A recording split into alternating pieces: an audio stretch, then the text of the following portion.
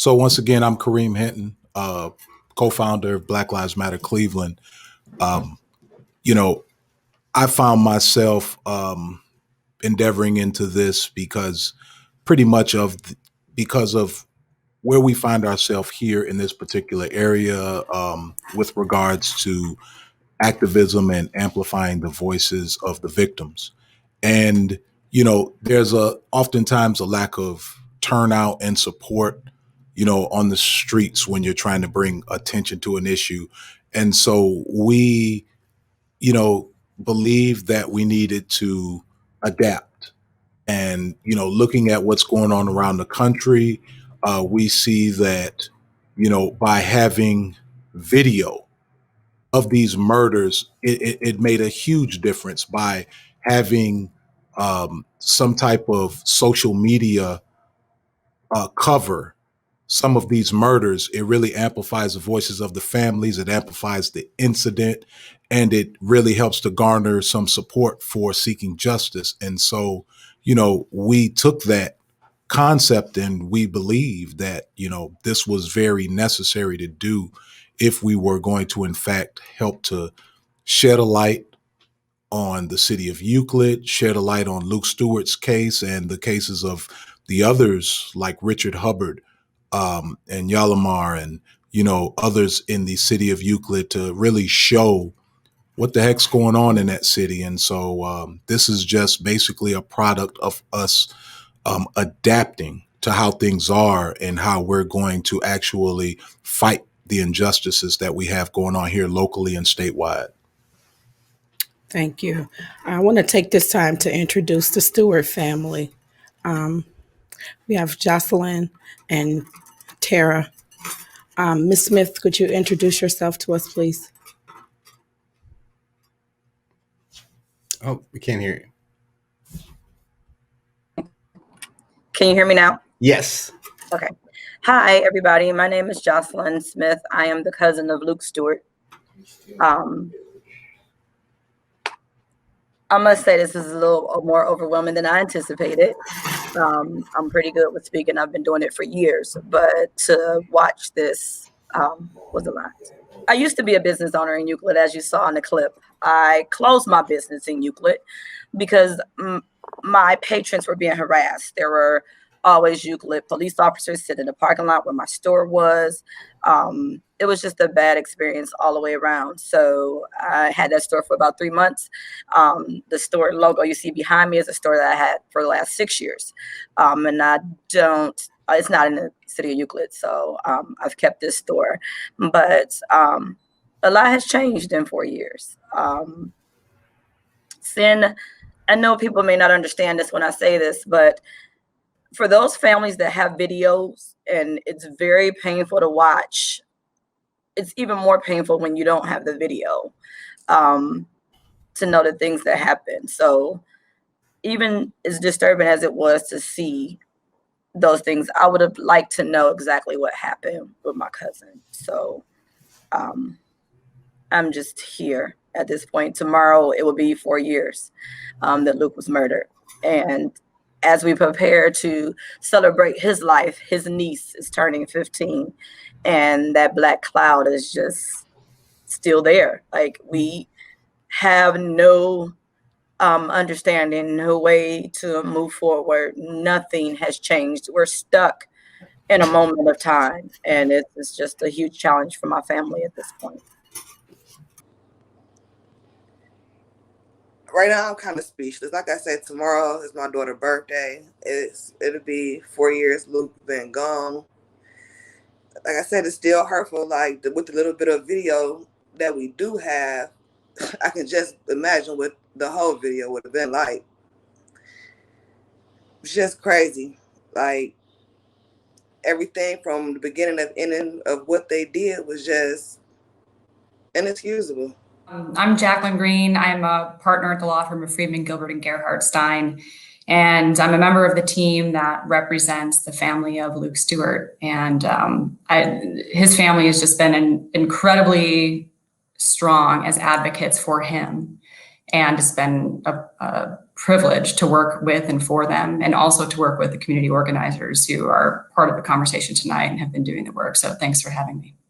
Since the murder of Luke Stewart, what interactions between the family and the city have occurred outside of the legal process, or has there been any interaction? There's been absolutely no interactions, in spite of the fact that they agreed to meet with us and come up with civilian review board of police involved incidents. They've never reached out. I know the pandemic is happening, but just like we're communicating right now in the middle of a pandemic still, they could have reached out to us. We have reached out and asked a couple of questions with no answers, asking for some different police reports and stuff via the attorneys, and we've received nothing. So very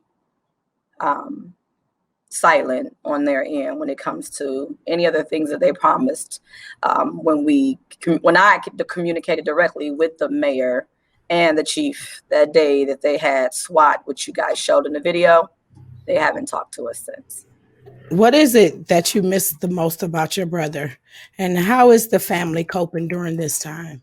I miss everything about my brother, from him wanting to eat up all the food, just being irritated. Like, I don't know, Luke, the kids loved Luke. Like, he was just their idol for some reason, but during this time, it's hard. It's real hard. But for the most part right now, I'll be trying to be strong for my daughter. You know what I'm saying? Because I don't want her birthday every year for the rest of her life to just be such a sad day. But at the same time, too, it's hard to forget him. He can't be forgotten.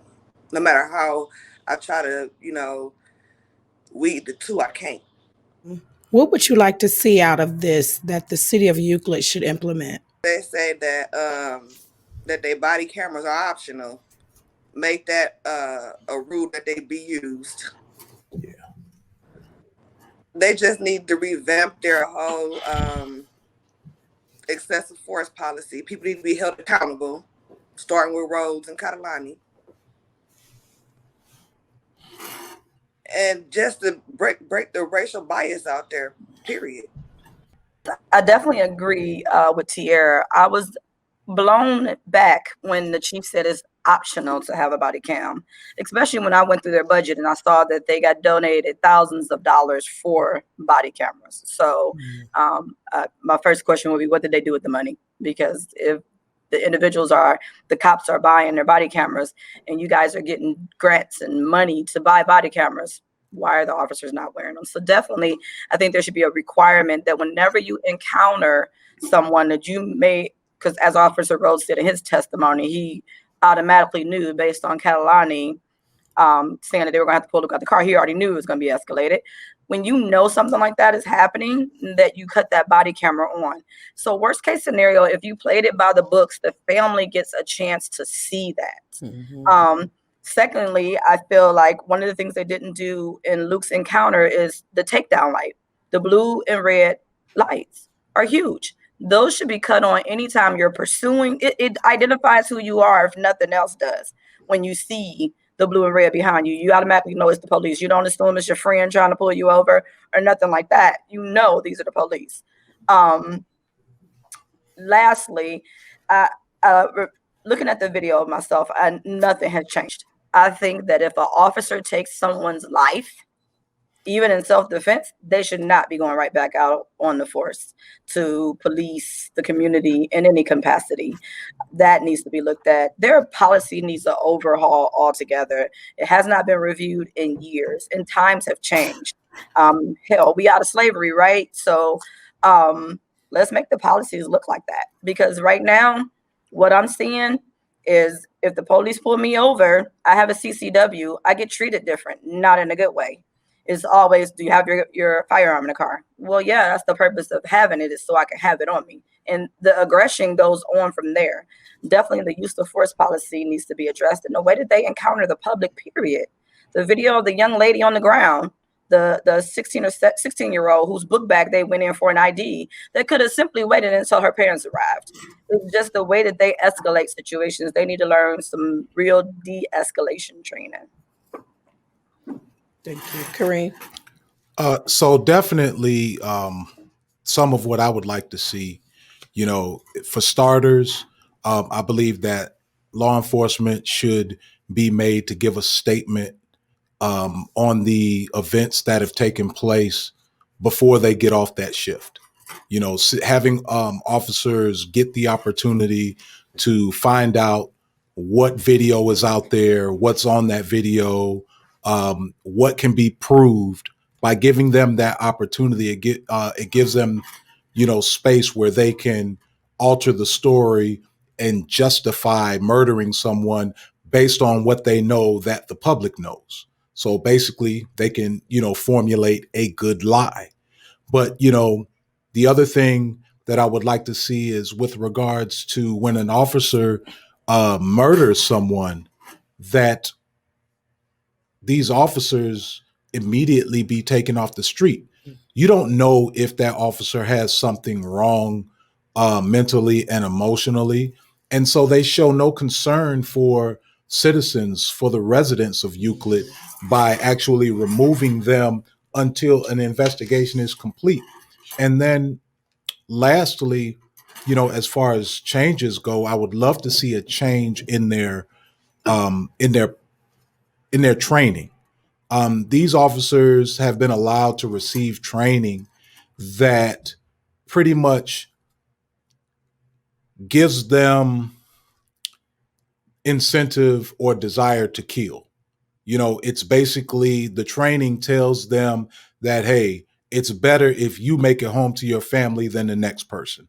And, that training has manifested itself in the way that they treat people. We look at what happened to Richard Hubbard, who was stopped for, a mere traffic violation. And yet he was being told to give his keys out of the car. Like, that's not common. That's not regular. You're actually escalating or creating a situation. We look at what happened to Luke. You had officers that in two different cars, they did not park their cars in such a way as to stop a person from being able to pull off. They manufactured a situation in which they could kill somebody. And they did so as soon as they got the opportunity. Why? Has a lot to do with, one, the fact that they don't value that Black life that they are in front of or that is in front of them.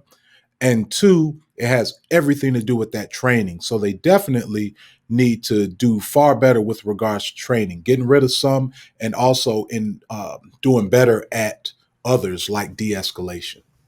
Kareem, as a activist and a member of Black Lives Matter Cleveland, how has this case affected you? You know what? It's this particular case has affected me a couple different ways. I mean, the fact that the officers still have their jobs and remain free, is very problematic to me, and it makes me incredibly sad and at a loss, because I feel I take it personally as a failure to the family, to the Stewart family, and to Luke, because I just, I wanted to be there for them. I wanted for us to really affect some real change, in this. So, it's really saddened me. But the other way it's really affected me is just, it's put in me or cemented in me just a huge sense of urgency. This is the stuff that we've got to change. If we don't, I mean, you're talking about, the city of Euclid, which the majority of the residents there are Black.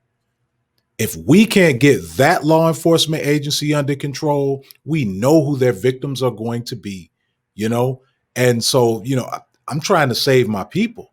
And so I just have a huge sense of urgency. And so it's lit something up under me that's not going out. I promise you that, to the Stewart family, to the other residents there, to Richard, who I've gotten to know and really care about personally, loving and just loving who he is as a man, and, as a father, all of that. Like, they deserve better. So, I'm here for y'all. just as much as I am for me, because I passed through Euclid too. Yeah. Jacqueline, as the family's attorney, can you give us an update on the status of Luke's case? Are there any efforts outside of civil litigations regarding the officer that murdered Luke Stewart? So in terms of the court case right now, where we're at is we're actually attempting to get into the Supreme Court. And that's because we had this terrible decision come out of the Sixth Circuit. What the court in the Sixth Circuit ultimately said, first let me back up, right? The trial court, unfortunately, I'm going to dismiss this case because the rights here that Luke's rights were not clearly established at the time that this happened. We ended up in the Sixth Circuit Court of Appeals to say, the judge got it wrong. You have to turn this around. His rights were obviously clearly established. You look at all these other cases of police-involved shootings and murders of Black and brown people. And when you look at these cases, you know that what happened here was wrong. And what happened in the Sixth Circuit was that the court ultimately said, well, actually, we agree a reasonable jury could find that the facts of this case show excessive force. But at the time that this happened in our circuit, which includes Ohio, Michigan, Tennessee, and Kentucky in the Sixth Circuit, we don't have cases that are close enough to this one. So cops off the hook, because he couldn't have known, since we don't have cases just like this one, that what he did was wrong. The problem with that, of course, is that we presented a lot of cases from this circuit and other circuits, other parts of the country, that show that what happened here was wrong. And there was just this incredibly moving dissent from Judge Donald, who was a judge on the panel. And if anyone has an opportunity to read her words, I just think it gave me chills, saying that, what happened here is part of a long history and legacy of brutalizing Black and brown people. And it's clear that what happened here was wrong. It was clearly established, but the majority of the panel disagreed. So where we are at is that we're trying to get the Supreme Court to hear the case. Our petition is now pending, waiting for a response from the city of Euclid and from Rhodes. And we're going to have to wait and see whether or not the Supreme Court takes up the case. And this is particularly, I think, important in light of Lamar Wright's case, who we also heard about in the second part of the video tonight, because the Sixth Circuit says something different about his case. And they look at the training. They looked at the chief's absolute failure to discipline anyone ever. They looked at the fact that, at every turn, this department essentially just looks the other way or even encourages excessive force events, and particularly against Black and brown people. And in that case, we know that if the court had decided that, yes, Luke's rights were clearly established, we know that we could also have had liability from the city of Euclid, because that's how things came out in Lamar Wright's case. But in Luke's case, the court said, wasn't clearly established. So we are hoping the Supreme Court takes that question up. That's what we're waiting on. And in the meantime, I think we all look toward the crisis of leadership in the Euclid Police Department. I grew up in Euclid. It's not a secret, it's not a new thing that racist policing and brutality is a problem in the city of Euclid. And that department is led by a chief who just doesn't care, and in fact is complicit in the violence. And, I hope that the community is able to get a response from the city after all the hard work that everyone's been putting in and continues to put in. Christopher McNeal, the attorney for Richard Hubbard, also a victim of the Euclid Police Department. Chris, do you have a message or a point of view you wish to get out to our viewers? I don't think that the city of Euclid has still properly addressed their problems. And I say this because when I look at the fact that you still have an officer like Michael Amiot, who he was terminated, he got reinstated, due to arbitration and whatnot, these collective bargaining agreements, which is a whole nother issue we can address. So he gets his job back, and they have the audacity to put this guy inside of their courtroom doing courtroom security. And you got to ask yourself, this guy is notorious for these allegations of police brutality, and this is the guy that you want your citizens coming into the court and being greeted by. What kind of a message is that sending?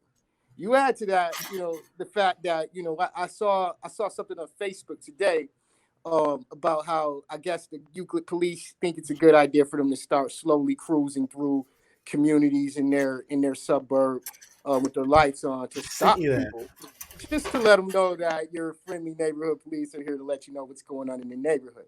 There's a certain tone deafness there at a minimum, or rather, there's a certain naivete that I think that they trying to bail themselves of, which just isn't fair.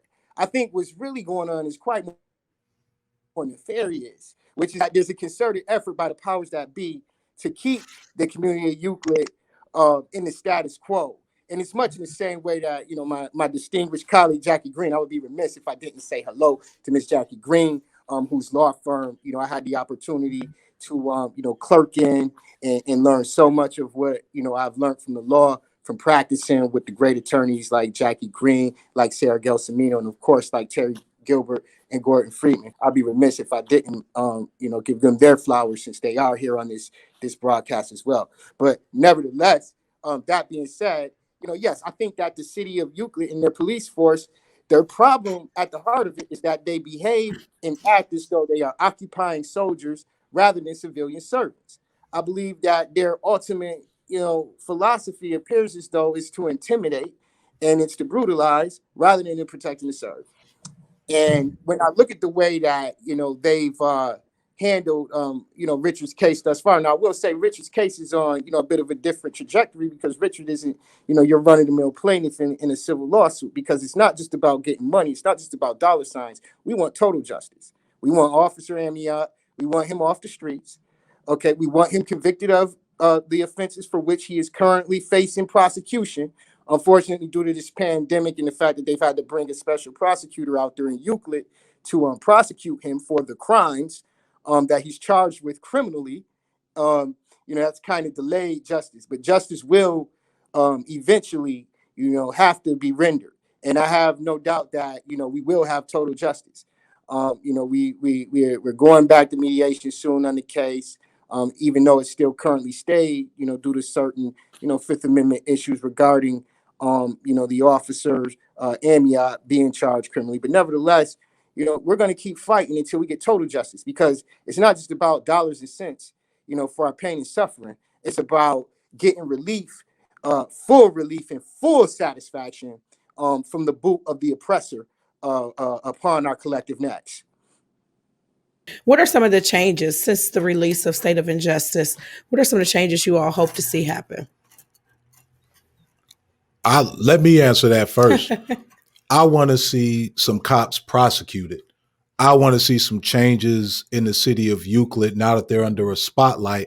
And I definitely want to see the residents of Euclid, particularly the ones who have been silent with regards to what's been happening to Black residents and Black citizens that come through Euclid. You know, I want to see those folks who have been giving the unconditional support to police and just being blind to what's happening to Black and brown people at the hands of law enforcement. I want them to express their dismay and their intolerance of such behavior. And, you know, I think that would be huge. And I think that's a big point in, you know, putting things like this out, you know, just exposing it, shining the light on it. And now, you know, the onus is on them. It's like, now you know, now you see it. Now, what are you going to do about it? Just going back a little bit to the video, when I heard the EMT basically say that that Luke was dead then. Like, I'm looking for accountability. Stop lying. Like, hold them accountable for what they doing. Y'all out here doing all this reckless ass stuff. Well, excuse my language, doing all this reckless stuff, and then acting like it's okay and it's not. Like, y'all done so many things wrong, and it's in the naked eye to see, and people are not even acknowledging it. Like, my biggest issue is accountability, period. From the mayor, the chief, the police, all of them out there, because they know what's going on. They're allowing it.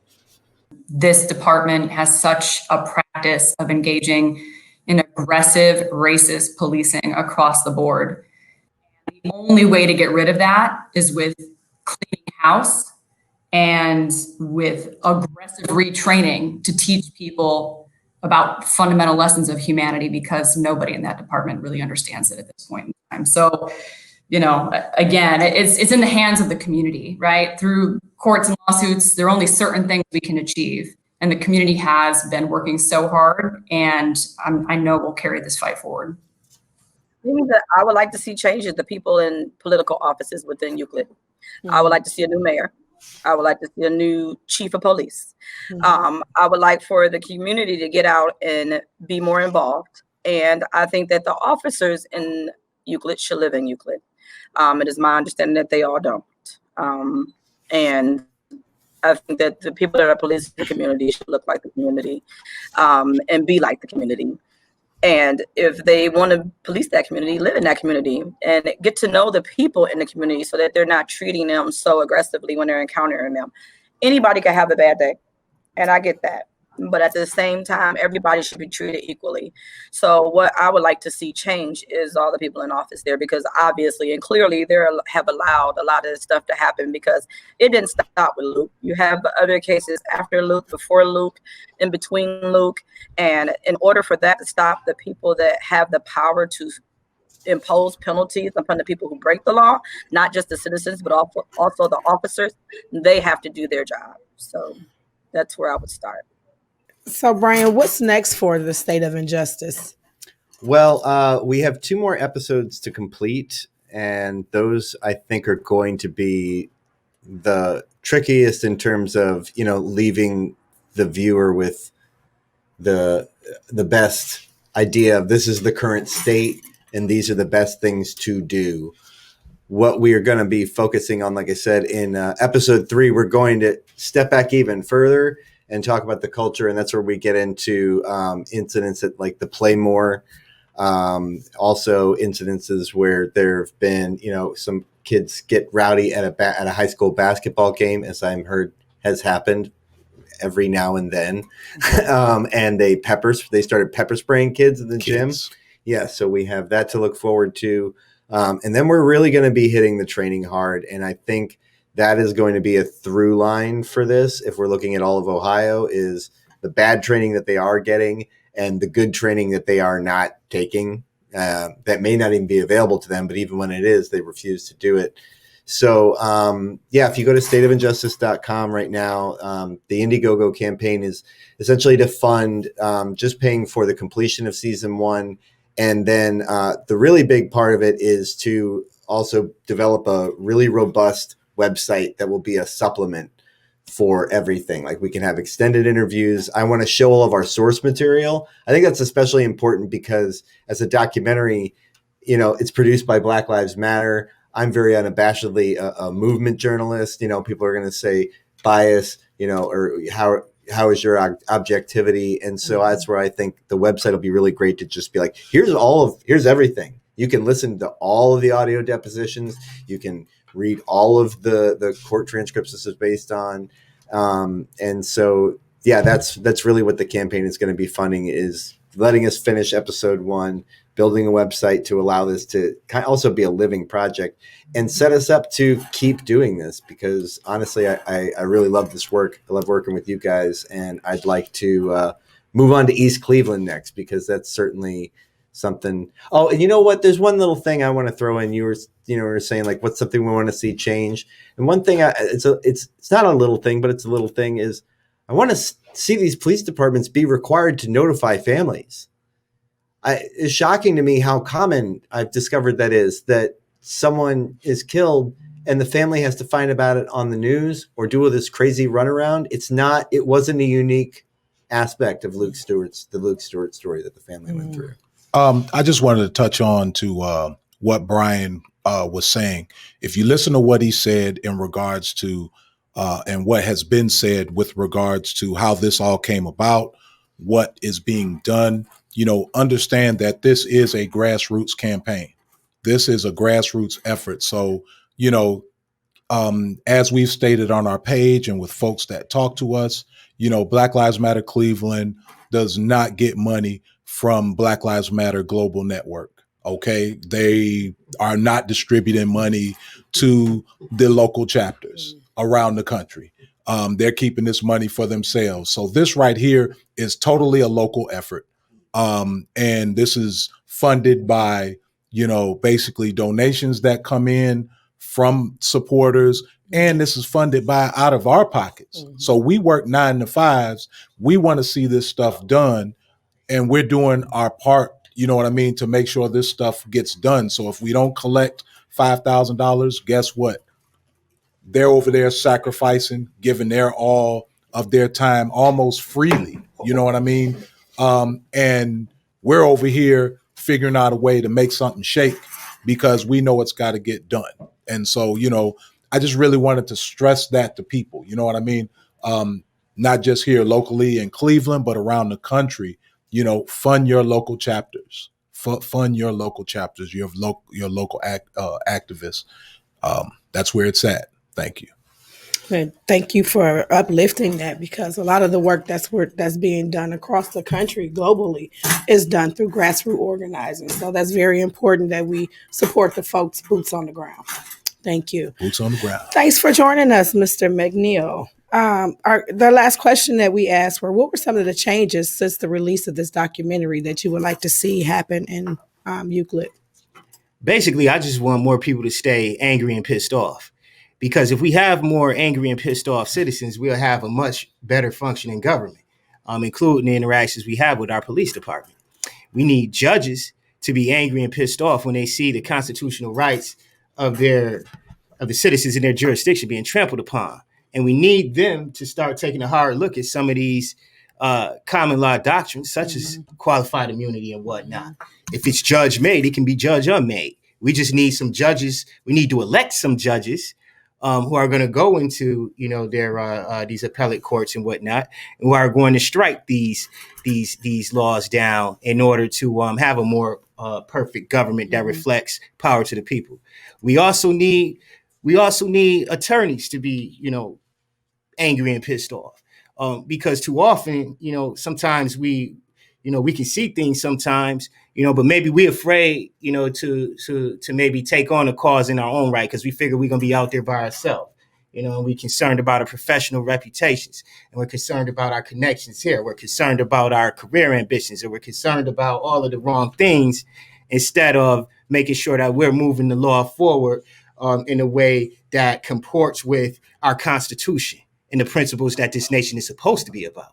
We need citizens to be angry and pissed off so that they can vote out, these politicians, these mayors who are going to put these, tone deaf and incompetent and corrupt and unethical and racist police chiefs in place.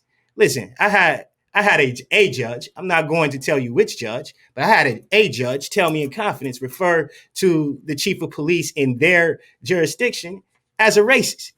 And for me, if you've got a whole judge who's got a chief of police that you believe is a racist, that to me is indicative of a much larger and more sinister problem. Mm-hmm.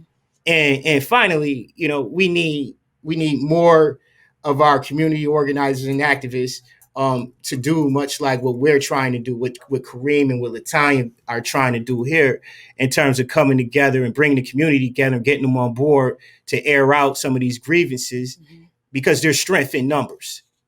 There's no reason that in these suburbs, listen, I've been here in this area now for what, 7 years now, 7, 8 years, something like that, and let me tell you, there's a lot of potential energy here. There's a lot of Black communities here. There's a Black middle class here.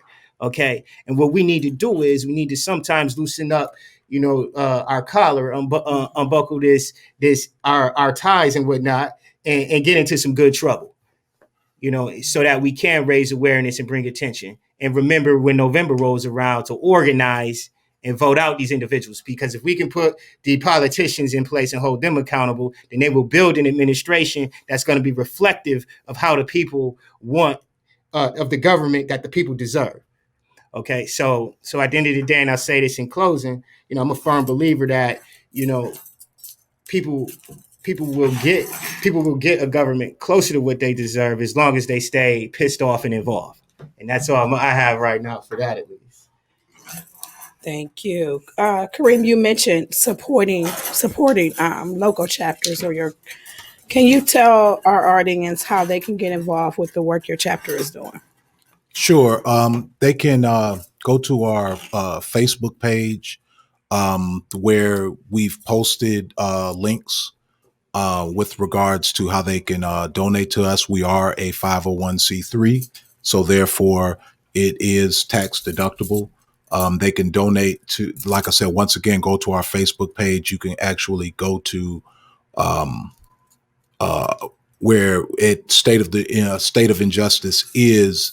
You can log on to that and you can contribute to the Indiegogo campaign, or hey, you can give us a call or perhaps come into our office if you desire to get involved. Reach out to us, and we're here for you. And we need and appreciate any help we can get. We'll make sure that on our Facebook page, on our Twitter, we'll be posting some of the links. And I'm sorry, because just to show you how we're not just like always digging, trying to get folks to give us money. I don't even remember completely like what our PayPal account is, you know what I mean, that you'd be able to donate. So I'm going to ask LaTonya, do you remember? Because your memory is far better than mine, so that you can share it with them, because I can't. I do. You can also find that information on our website, which is www.blm.org. blmcleveland.org. See, that's why she's the president. Yes, because she knows what the time is. And it's also in our bio on our Facebook page and Twitter, so it's readily available. Folks who are interested in donating. So I want to take this time to thank the Stewart family for joining us. I know you all are. It's hard, I can't find the words to say that can actually adequately reflect, your experience. But I just want you all to know that we're still holding Luke deep in our hearts. We're holding you all up as tomorrow approaches, and we continue to stand in solidarity with you all. And we love you. And if you we're here, and we're going to be here. And that's for any family that is going through any experiences like this. Reach out to us. We only move when the family calls on us. That has been a focal point of ours since our establishment, that if the family reaches out, we're coming. All right. Well, thank you for joining the State of Injustice discussion panel. Again, check out BLM Cleveland, stateofinjustice.com for any upcoming events and information.